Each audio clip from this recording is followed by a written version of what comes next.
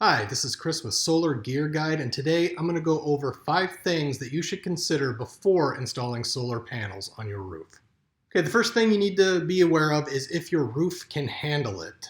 Does it need repairs? Most roofs only last around 20 years depending on your climate. If you have a lot of snow, rain, hail, sleet, all that, even sun can wear down a roof over time. So make sure any repairs or replacements of your roof are done before you do any installation.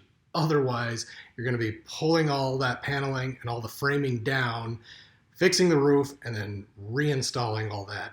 And that is going to add up to big bucks. Can your roof handle the weight? This is, kind of an obvious one. Make sure you have professional inspect your roof, make sure that it can handle it.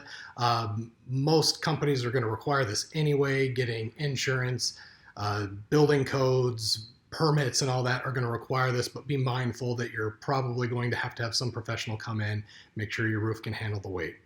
Also, you want to be mindful of what direction does the bulk of your roof face.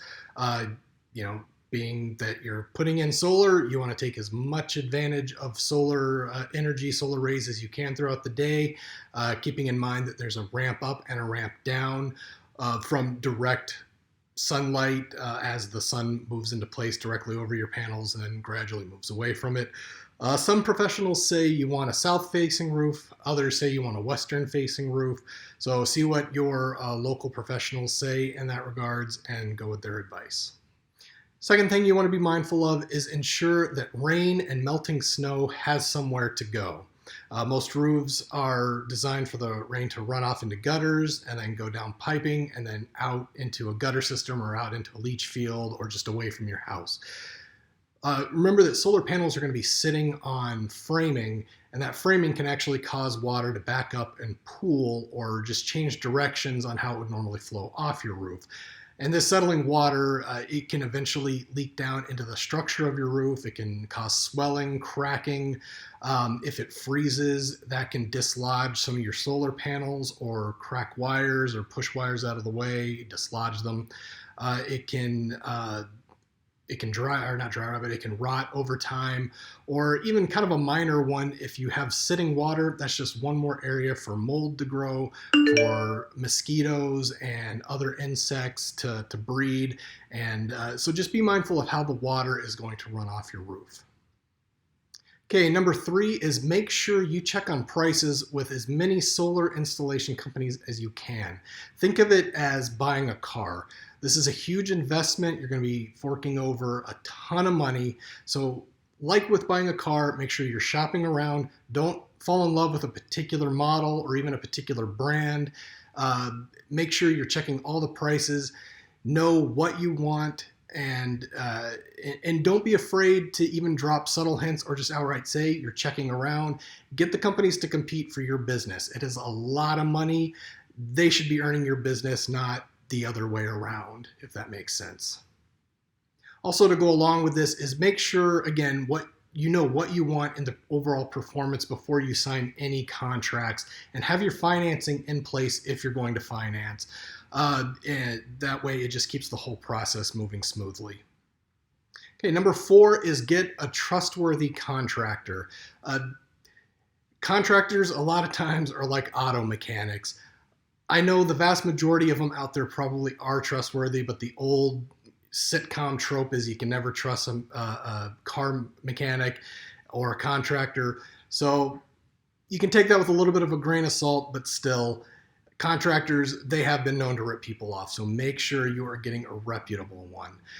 The best thing you can do is if you live in an area where a lot of people have installed solar panels, go knock on some doors, get to know your neighbors, ask them who installed their system, ask them if they're happy with it, if they would go with that company again, ask them if they know people who have gone with the same contractor, other contractors. Word of mouth is by far the best way to get to know who's reputable in your area. If you can't do that, then check for online reviews. Keep in mind, most people go online to complain than they do to praise, but in this case, that might actually be a good thing. If if there's a truly rotten contractor out there, then people are going to let you know about it online. That's pretty much the basis of Yelp.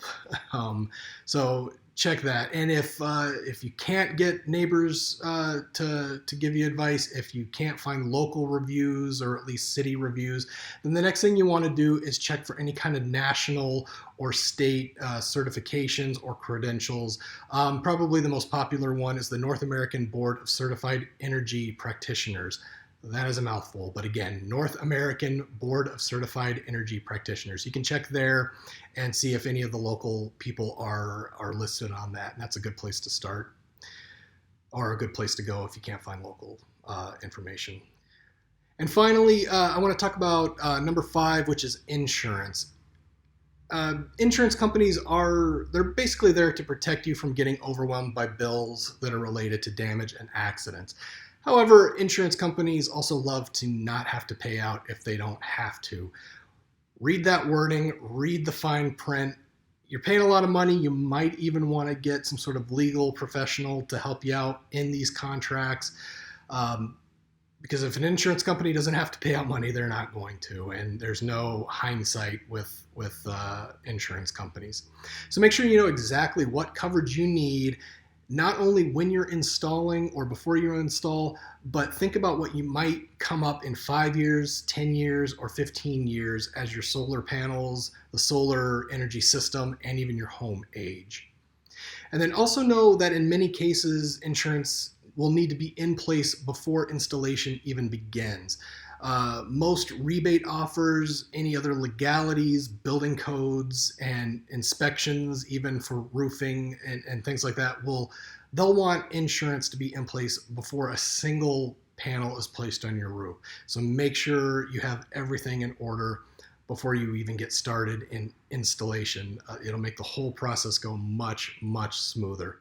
Well, hopefully you enjoyed this. I'm going to try to do a couple of these videos a week, as an individual who's researching solar power and loves solar gear and gadgetry. I'm going to try to do a couple of these videos a week just to pass on what I've learned over time. For articles related to this, you can also check out solargearguide.com. I'll put a link down in the description below. I'm always adding articles to that, and I'm going to try to couple those with some of these YouTube videos. So make sure you give these a like and subscribe as well, and I will keep putting these videos out. But until next time, thanks for watching.